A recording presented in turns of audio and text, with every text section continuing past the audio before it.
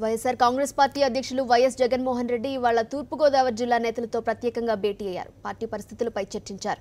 ప్రస్తుతం పార్టీ కార్యాలయంలో సీనియర్ నేత ధర్మాన ప్రసాదరావు మీడియాతో మాట్లాడుతున్నారు. ఇప్పుడు లైవ్ లో చూద్దాం.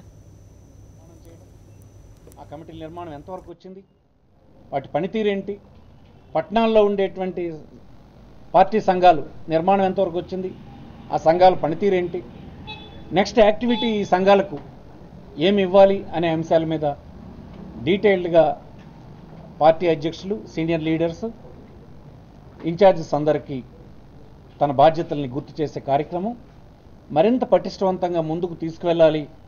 మిగిలినటువంటి నిర్మాణ కార్యక్రమాలు అంటే పార్టీ నిర్మాణ కార్యక్రమాలన్నీ రానున్న కొద్ది రోజుల్లోనే పూర్తి చేయాలన్నటువంటి అంశాన్ని ఈ సమావేశంలో చర్చించి తగిన సూచనల్ని తగిన విధంగా అందరినీ యాక్టివేట్ చేసే కార్యక్రమం కూడా జరిగింది.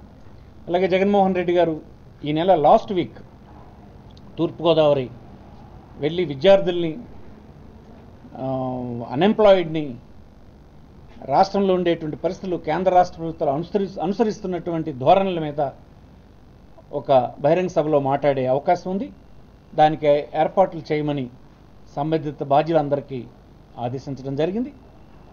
మొత్తం మీద ఈ సమావేశం ఫ్రూట్ఫుల్గాను, ప్రయోజనకరంగాను ఇటు ఆర్గనైజేషన్కు, అటు ప్రభుత్వం మీద రకరకాల అంశాల మీద ప్రధానమైన ప్రతిపక్షంగా చర్చించాల్సిన అంశాల మీద చాలా ఫ్రూట్ఫుల్ డిస్కషన్ జరిగిందని ఈ సందర్భంగా మనం చేస్తాం. నమస్కారం.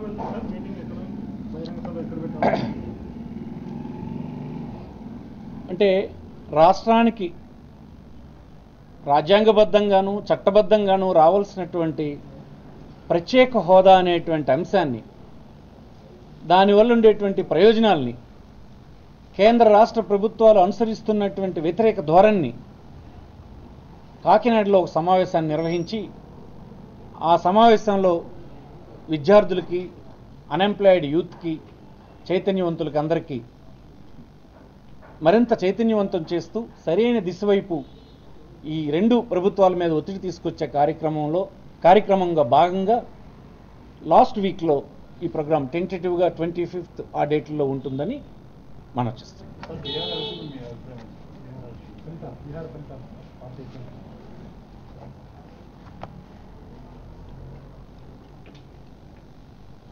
నితీష్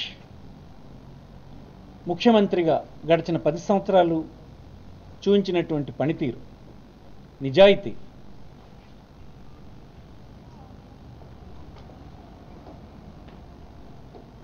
సామాజిక అంశాలని దృష్టిలో పెట్టుకుని ఆయన ఇచ్చినటువంటి పరిపాలనని ప్రజలు హర్షించినారని ఈ సందర్భంగా మనం చేస్తున్నాం. రాను రాను మెరుగైనటువంటి పరిపాలన అందించినటువంటి పార్టీల ప్రభుత్వాల మీద యాంటీ ఎస్టాబ్లిష్మెంట్ అంత పెద్ద ఎత్తున పనిచేయదన్నటువంటి అంశాన్ని కూడా మనం ఇక్కడ చూడవలసిన అవసరం ఉంది.